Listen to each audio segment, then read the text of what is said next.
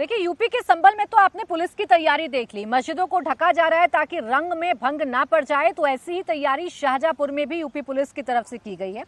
यहाँ लाट साहब जुलूस निकलता है और उस जुलूस को देखते हुए जो जुलूस का रास्ता है वहां पड़ने वाली मस्जिदों को त्रिपाल से ढक दिया गया है। हालांकि मुस्लिम पक्ष का ये कहना है कि ज्यादा मस्जिदों को ढका गया है, लेकिन फिलहाल शाहजहांपुर में होली के दिन लाट साहब का जुलूस निकलता है और इसीलिए ये सब कुछ किया जा रहा है। ये कोई आज की परंपरा भी नहीं है, बल्कि आज़ादी से पहले की परंपरा है। जैसा कि आप नाम से समझ गए होंगे, अंग्रेज अफसरों को लाट साहब कहा जाता था। उसके क्रूर शासन के विरोध में जुलूस हर साल होली पर निकाला जाता है और हर साल होली से पहले जुलूस के रूट पर पड़ने वाली मस्जिद और मज़ारों को इसी तरह ढक दिया जाता है, जैसा आप फिलहाल आप तस्वीरों में देख सकते हैं। ये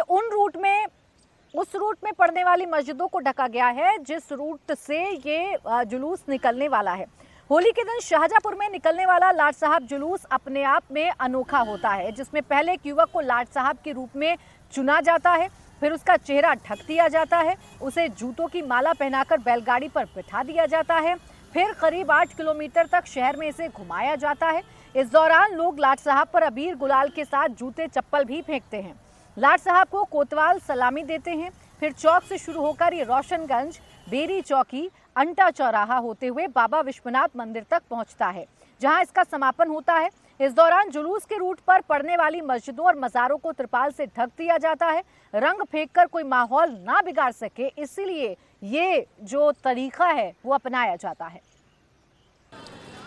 देश भर में होली का त्यौहार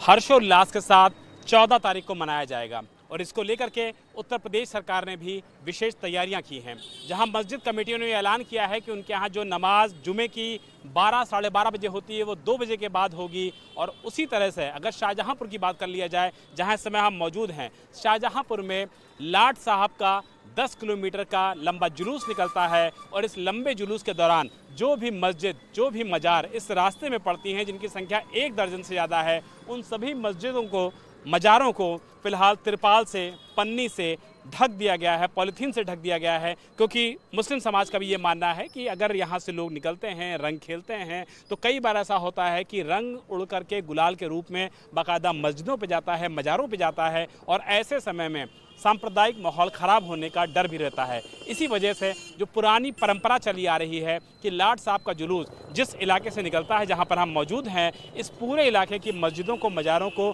पन्नियों से, तिरपालों से और जो पन्नियाँ होती हैं उन सब से ढक दिया गया है, ताकि न सिर्फ जो रंग खेलने वाले लोग हों उनको ना सुविधा हो, बल्कि मस्जिद में रहने वाले मौलाना और जो हाफिज़ होते हैं उनको भी दिक्कत ना हो। क्योंकि कई बार ये देखा गया है कि रंग खेलने के विवाद में 2 पक्षों के बीच माहौल ख़राब हो जाता है। हालांकि शाहजहांपुर में इस तरीके से माहौल कभी भी ख़राब नहीं हुआ है, लेकिन प्रशासन का ये कहना है कि ये कोई नई चीज़ नहीं है, बल्कि परंपरा के तौर पर इसका निर्वहन हर साल किया जाता है और इसीलिए सीआरपीएफ की जो टुकड़ियां हैं, आरएएफ की जो टुकड़ियां हैं, वो शाहजहांपुर के संवेदनशील जगहों पर तैनात कर दी गई हैं। पीस कमेटियों से बातचीत हुई है और पीस कमेटियों से बातचीत के बाद इसी तरीके के फैसले हुए हैं, जिसमें कि प्रशासन की कोई भूमिका नहीं है, लेकिन पीस कमेटी ने खुद से ये डिसाइड किया है कि उनकी जो परंपरा है, जिसमें वो मस्जिदों पे, मज़ारों में इस तरीके की पॉलीथीन डाल देते हैं, तिरपाल लगा देते हैं, ताकि रंग उड़ करके उनकी तरफ ना जाए। और इसीलिए बाकायदा ये जो त्यौहार है ये खुशी के साथ मनाया जाता है, सौहार्दपूर्ण तरीके से मनाया जाता है और ये मनाया जा सके, इसको लेकर के यहाँ के डीएम ने, यहाँ के एसपी ने पीस कमेटियों से बातचीत की है और उसके बाद इस तरीके का रास्ता भी से जो हर साल निकलता है वो इस साल भी निकला है, ताकि होली का त्यौहार भी सकुशल संपन्न हो जाए और रमज़ान की जो नमाज होती है जुमे की, वो भी संपन्न कर लिया जाए। और इसी को देखते हुए पूरे उत्तर प्रदेश में Uttar Pradesh police high alert पर है और शाहजहांपुर में अगर बात किया जाए तो पुलिस 24/7 पूरी तरीके से अलर्ट मोड पर है। तो देखिए, अभी जो आप शाहजहांपुर से तस्वीरें देख रहे हैं, ये कोई नई तस्वीरें नहीं हैं। 10 साल पहले इस परंपरा की शुरुआत हुई, जब जुलूस के दौरान 2 पक्षों के बीच में टेंशन हो गई थी और इसी टेंशन के निवारण के लिए ये तरीका अपनाया गया। प्रशासन और मस्जिद मज़ारों को ढकने का फैसला प्रशासन ने लिया और तभी से ये बदस्तूर जारी भी है। अभी कुछ साल से माहौल को देखते हुए 1-2 मस्जिदों पे रंग पड़ा। 2015-16 की बात है। 1-2 मस्जिदें ढकी गई, लेकिन हल्के हल्के करके अब आज शहर के अंदर काफ़ी मस्जिदें रूट की और बेरूट की मस्जिदें ढक दी जा रही हैं। रमज़ान का मुक़द्दस महीना चल रहा है, लोग अपनी नमाज़ों में लगे हुए हैं, तराबी में लगे हुए हैं, इबादत में लगे हुए हैं उसके हिसाब से, और हर साल की 2 दिन पहले या 3 दिन पहले मस्जिद ढकी जाती थी, इस बार और 13-14 दिन पहले ही ढक दी गई मस्जिद। तो ये धार्मिक आज़ादी जो हमारी कहीं ना कहीं इसको हनन हो रहा है, और जो सौहार्द है शहर का, जो हमारे गंगा जमनी तहजीब कहलाती है, उसको भी कहीं ना कहीं ठेस पहुंचती है।